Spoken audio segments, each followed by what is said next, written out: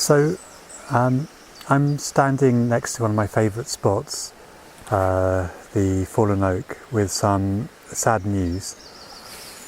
The bottom half of the oak, the part that was inverted but still a whole half standing upside down, has had to be cleared away. So it is no more.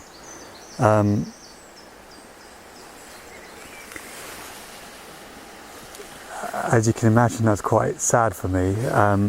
The reason why is the Wildlife Trust, who own the lands and the wider area, have started to bring more people through, and it was seen as a risk because it could potentially collapse quite catastrophically at any point, and if there's people around, then that's a risk.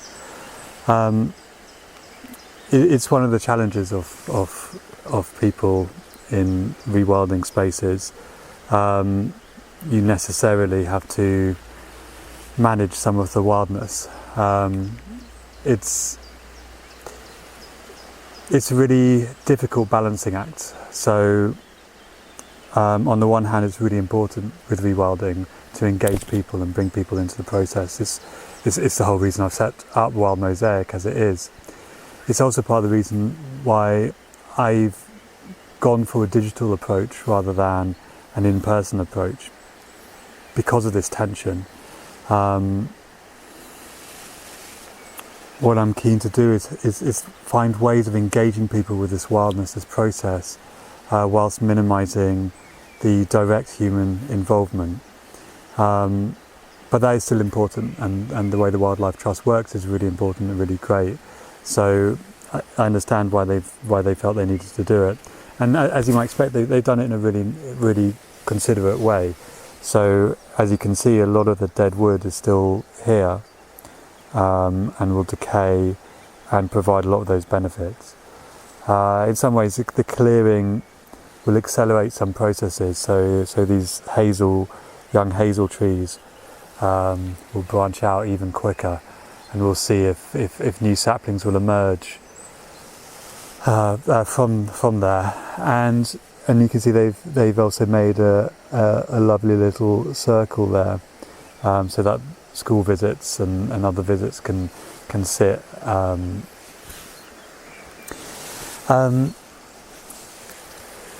But nevertheless, I find it really sad. I've never seen a tree, especially not an oak of that size,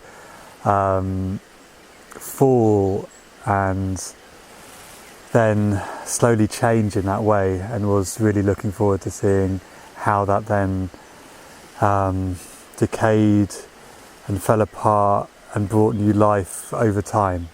We'll still see some of that happening through this, but still.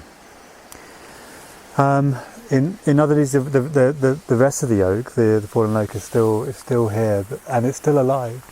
So it's now coming to leaf beautifully, and looks surprisingly healthy. Still has this wonderful stark divider, and